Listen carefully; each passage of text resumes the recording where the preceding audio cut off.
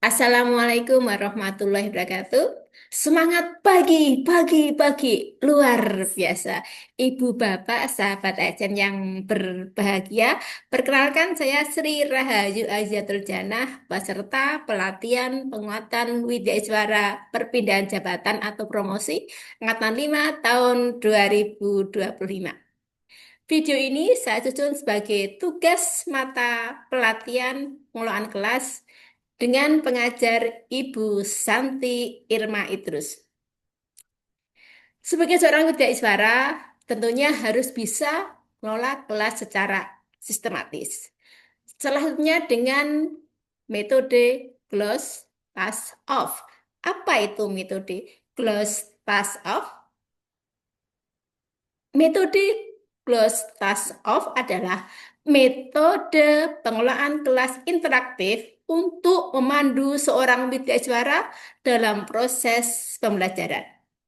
Close itu yang pertama berasal dari huruf G yang artinya greeting, yaitu berupa sambutan dan ice breaking. L itu linking, artinya mengaitkan dengan pengalaman atau pengetahuan peserta. Kemudian O, objektif, yaitu menyampaikan tujuan pembelajaran. Untuk S, struktur, itu menjelaskan alur pembelajaran. S berikutnya berupa stimulus, memberikan rangsangan awal berupa kasus atau pertanyaan pemantik. Itu tadi untuk close. Berikutnya untuk task. Task itu T yang pertama berupa teaching, penyampaian materi inti. A, activity, berupa aktivitas peserta. Peserta diminta untuk berdiskusi, studi kasus, dan misalnya simulasi. Kemudian S, summarizing, merangkum hasil belajar. S, sharing, peserta berbagi pengalaman atau refleksi. Kemudian untuk off, O yang pertama yaitu outcome, penekanan hasil belajar yang dicapai. F, feedback, memberikan umpan balik dari WI ke peserta dan peserta ke WI. Kemudian untuk follow up, yaitu menyampaikan tindak lanjut atau penerapan di tempat kerja. Baik, Ibu Bapak, itu tadi pengertian dari close task off, salah satu metode pengelolaan kelas yang bisa dilakukan oleh seorang Widya Iswara. Kemudian berikutnya yaitu contoh penerapan close task off. Contohnya yang akan saya terapkan ini pada pelatihan dasar-dasar kearsipan. Pada mata pelatihan pengantar pengelolaan arsip dinamis. Deskripsi singkat dari mata pelatihan ini yaitu mata pelatihan ini dimaksudkan untuk memberikan pengetahuan secara garis besar mengenai pengelolaan arsip dinamis. Pembukaannya bisa dengan greeting, yaitu salam pembuka, yaitu kita dengan mengucapkan salam, menanyakan kabar peserta, dan membangun suasana kelas yang kondusif. Setelah itu kita bisa berikan ice breaking singkat kepada peserta dengan kuis interaktif karena kelas ini kelas online, misalnya dengan memberikan kuis interaktif melalui Padlet. Nah, di sini para peserta akan saya minta untuk menuliskan jenis-jenis arsip apa saja yang sudah mereka ketahui. Itu untuk greeting. Kemudian berikutnya ke link to experience. Di sini saya akan mengajak peserta berbagi pengalaman, biasanya dengan memberikan pertanyaan dan gambar arsip yang rapi dan arsip yang tidak rapi. Nah, kemudian saya akan memberi pertanyaan kepada peserta. Peserta nanti bisa menulis di kolom chat atau juga dengan raise hand. Pertanyaannya, siapa yang pernah kesulitan mencari arsip penting di kantor. Kemudian apa dampaknya? Dari situ kemudian akan terjadi diskusi singkat.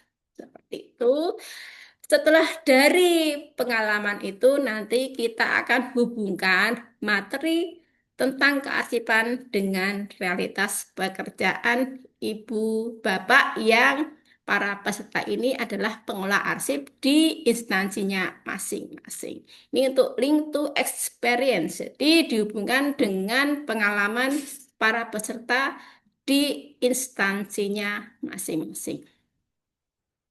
Dan untuk objektif, yaitu berupa tujuan pembelajaran, hasil belajar dari mata pelatihan ini diharapkan nanti peserta mampu untuk menjelaskan secara garis besar mengenai pengelolaan arsip dinamis dengan benar sesuai peraturan yang berlaku melalui nanti diskusi.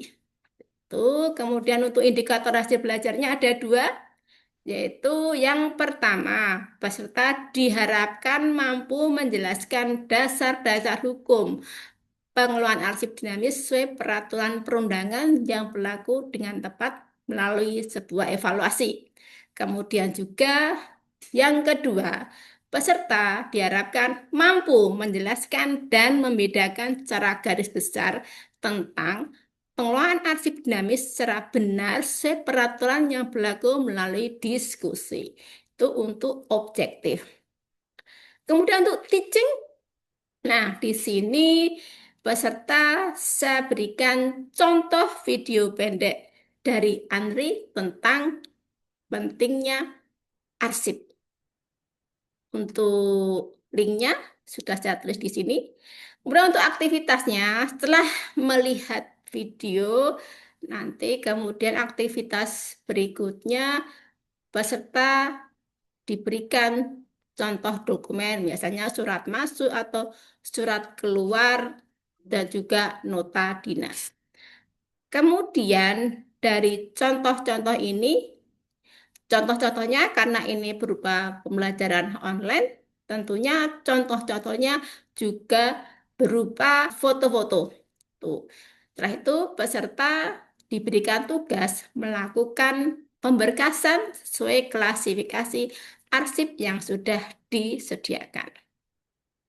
Nah, kemudian untuk berikutnya sharing atau berbagi pengalaman dari tugas yang sudah dikerjakan. Nanti ada perwakilan kelompok untuk mempresentasikan hasil penataan arsipnya. Kemudian dari hasil presentasi, fasilitator atau widesuara memberikan feedback dengan menekankan aspek keautentikan, keamanan, dan aksesibilitas arsip. Itu untuk sharing. Kemudian berikutnya ke summarizing. Di sini seorang widesuara bisa menggunakan metode mind mapping. Dengan kemudian nanti bisa ditarik benang merah bahwa arsip itu merupakan identitas bangsa yang itu akan mendukung akuntabilitas seorang ASN dan tentunya akan meningkatkan layanan publik yang berkualitas. Untuk capaian berikutnya, peserta diharapkan memahami keterkaitan arsip dengan akuntabilitas kinerja ASN. Kemudian untuk feedback, kita gunakan Mentimeter. Kita tanyakan apa satu hal baru yang peserta pelajari pada hari ini. Dan kemudian dari hal baru itu diharapkan nanti peserta akan menerapkannya di unit kerja masing-masing. Kemudian untuk forward atau tindak lanjut, peserta akan diberikan sebuah mini proyek mengenai peta arsip di unit kerja masing-masing. Kemudian dari mini proyek ini akan dikumpulkan minggu depan sebagai bagian dari aktualisasi pelatihan. Itu untuk forwardnya. Kemudian untuk closing, saya akan berikan apresiasi karena antusias peserta dan semangat peserta dalam mengikuti pelatihan. Dan juga akan saya berikan motivasi kepada peserta untuk kemudian bisa mengimplementasikan ilmu terkait kearsipan di instansinya masing-masing. Kemudian akan saya tutup dengan salam penutup. Baik, sahabat ASN yang berbahagia, demikian tadi video saya mengenai strategi pembelajaran dengan metode Glass of Task. Semoga bermanfaat. Terima kasih. Wassalamualaikum warahmatullahi wabarakatuh.